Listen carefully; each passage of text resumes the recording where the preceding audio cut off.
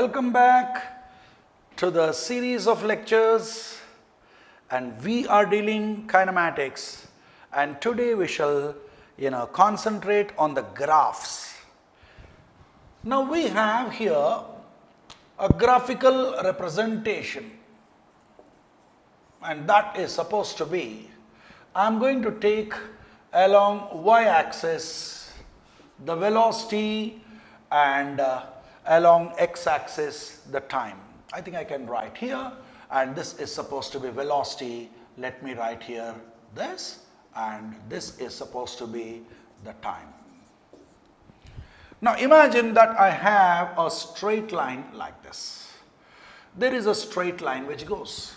See, we need to know some simple things.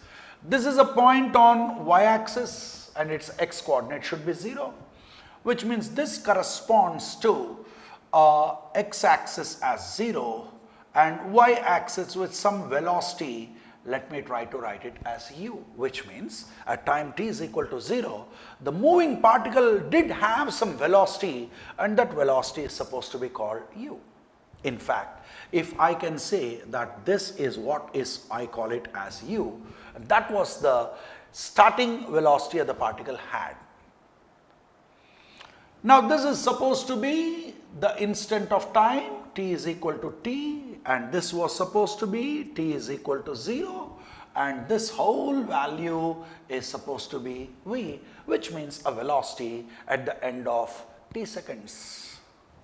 We are able to see here that v is greater than u, which means with time I think the velocity increased.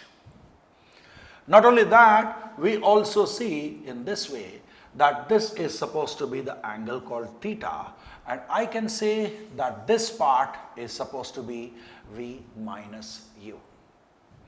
So in case I would like to find out the acceleration, it is the change in velocity by change in the time.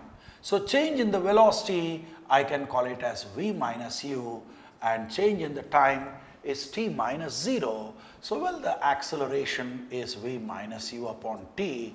So v minus u is at, v is equal to u plus at. So this is giving you a beautiful relation between the final velocity, the initial velocity, and the time.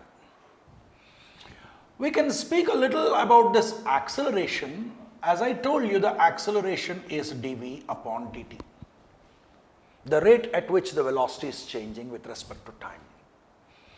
If you are able to see it's a straight line, which means the rate is constant. The rate is constant at every stage, it's going at the same rate, so the angle still remains the same. So you are able to see the rate isn't changing, which means the acceleration is constant. So I can say that this acceleration is a constant. Not only that, we can also find out something else, and that is, if I would like to find out the entire area that this has made with the entire x-axis, then I think this is giving me a small rectangle and it's giving me a small triangle. I want to find out the area of the whole thing. Let me call that area here as area.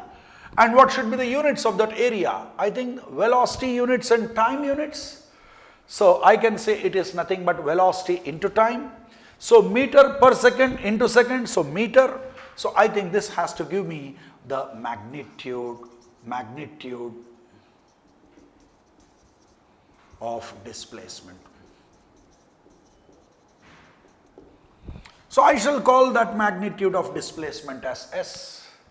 And so it is area of a rectangle, and that should be equal to this u multiplied by t. So I will call it as u into t, plus area of the triangle is half base into altitude.